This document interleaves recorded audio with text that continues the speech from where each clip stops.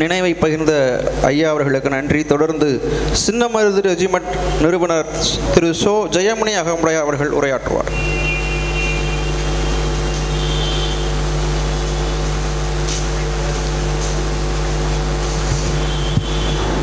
மேடையில் அமர்ந்திருக்கும் தலைவர்கள் அவர்களுக்கும்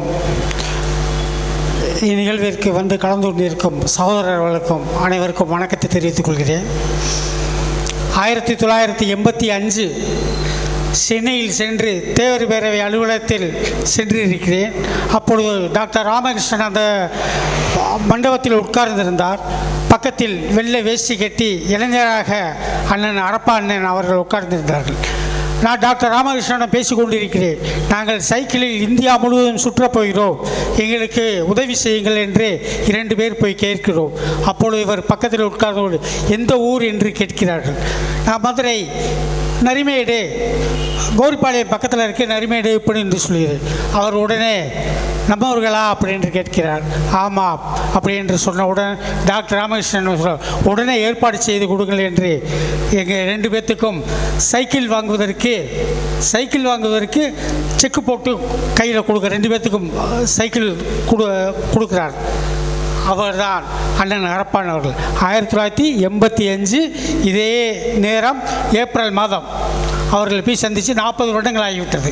இந்த 40 வருடங்கள் என் கூடவே தான் இருந்தார். 40 வருடங்களும் ஒரு 3 மாதங்களுக்கு முன்னால் அண்ணன் மாரியப்ப முரளி அண்ணன் அவர்களும் அல சித்தியா அண்ணன் அவர்களும் என் கூட இருந்த போத்திய நான் ஒரு 10 பேர் மட்டும் கூப்பிட்டு இதே மண்டபத்தில் அவருக்கு கிட்னி ஃபெயிலியர், அதற்கு நாம் என்ன செய்வோம் என்று கூடி பேசினோம். ஆனால் அது எங்களால் முடியாமல் போச்சு. அப்படி செய்திருந்தால் கண்டிப்பாக இன்னும் ஒரு 10 வருடங்கள் அவர் இருந்திருப்பார். அந்த கிட்னி வாங்குவதற்கு மெவளமால் மருத்துவமனையில் வரிசையில் வைத்திருக்கிறார்கள். அதை முந்தி அவருக்கு முதலாக கிட்னி கிடைப்பதற்கு என்ன செய்ய வேண்டும், அதுக்கு பணத்திற்கு என்ன செய்ய வேண்டும் என்று அண்ணன் மாரியப்ப முறையான சித்தையா அவர்களும் அவர் போத்தி நான் ஒரு 5 பேர்கள் உட்கார்ந்து பேசினோம். அதை நாங்கள் செயல்படுத்த முடியாமல் எனக்கு காலில் சிறு காயம் ஏற்பட்டதனால் அதை முன்னெடுத்து செய்ய முடியவில்லை. ஆனால் செய்திருந்தால் இன்னும் ஒரு 10-20 வருடங்கள் நீண்ட நாட்கள் இருந்திருப்பார். அதை செய்ய முடியாமல் போனதற்கு நான் மிகவும் வருத்தம் அடைகிறேன். ஒரு பாரம்பரிய குடும்பத்தில் தெக்கூர் என்பது மருதுபாண்டியனுடைய எல்கை, மருதுபாண்டியன் ஆட்சி செய்தவனுடைய எல்கை தெக்கூர். இவருடைய மூதாதையர்கள் தான் அந்த தெக்கூரில் பாதுகாவலர்களாக அவருடைய எல்லையை நிர்ணயிப்பவர்களாக இருந்தீர்கள். அப்படிப்பட்ட வாரிசுடைய அண்ணன் ஹரப்பா அவர்கள் அண்ணன் சொன்னார்கள், சிந்துவெளி நாகரிகம் அந்த 75 வருடங்களுக்கு முன்னால் அவருடைய பெற்றோர் அவருக்கு ஹரப்பா என்று பெயர் வைத்திருக்கிறார்கள் என்றால் எவ்வளவு பெருமை, எவ்வளவு இது. அதேபோல் அவருடைய பையனுக்கு எல்லோரும் சொல்கிறார் தமிழ் ஈழம் வர வேண்டும், தமிழ் ஈழம் வர வேண்டும் என்று எல்லோரும் நினைத்து கொண்டிருக்கிறோம். பிரபாரன் வழியில் தமிழ் ஈழத்தை வென்றெடுப்போம் என்று நாம் தமிழர்கள் எல்லாம் சொல்லிக் கொண்டிருக்கும் பொழுது அவருடைய பையனுக்கு தமிழ் ஈழம் என்று பெயர் வைத்து அவர் கொண்டு வந்திருக்கிறார்கள். அது எவ்வளவு பெருமையான விஷயம். அதற்கு முன்னால் 1932 ராமநாதபுரம் மாவட்டத்தினுடைய சென்னை மாகாண அகமுடைய சங்க மாநாட்டில் அவருடைய பாட்டி அவர்கள் அந்த மாநாட்டில் பெண் 1932 அந்த மாநாட்டில் கலந்து கொண்டு அவர்கள் மகளிர் சார்பாக அவருடைய பாட்டி அவர்கள் அந்த மாநாட்டில் கலந்து கொண்டிருக்கிறார்கள்.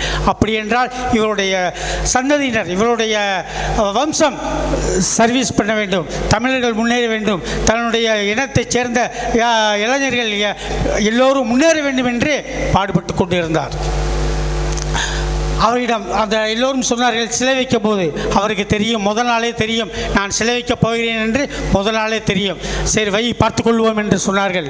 அப்படி நைட் 20/2/2000 இரவு 2 மணி 20 நிமிஷத்துக்கு சிலையை தூக்கி வைத்து அடுத்த ஒரு 2 நிமிடத்தில் அவருக்கு ஃபோன் பண்ணி சிலையை வச்சுட்டோம்னே வேறு எங்கெங்கே சொல்லணுமோ சொல்லிடுங்கன்னு சொன்ன அடுத்த நிமிடமே பக்கத்தில் இருக்க தினமணியை அலுவலகத்திற்கு ஃபோன் செய்து அவர்களை ஃபோட்டோ எடுக்க வர சொல்லி ஃபோட்டோ எடுத்து இருக்கிற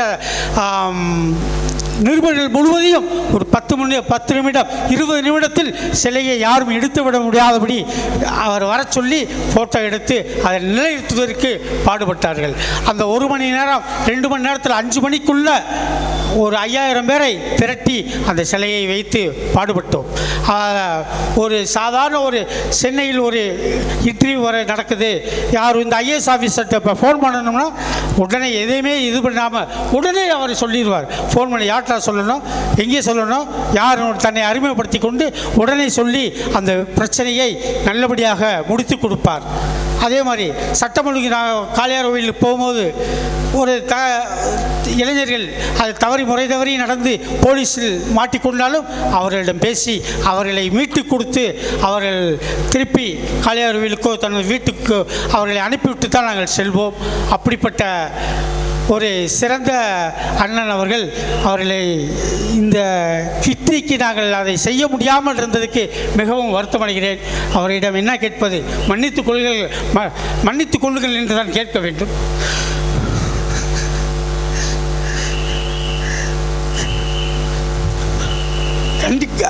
கண்டிப்பாக அவர் 40 வருடங்களாக தெரியும். 40 வருடங்களும் கிங் மேக்கராக இருந்திருக்கிறார்.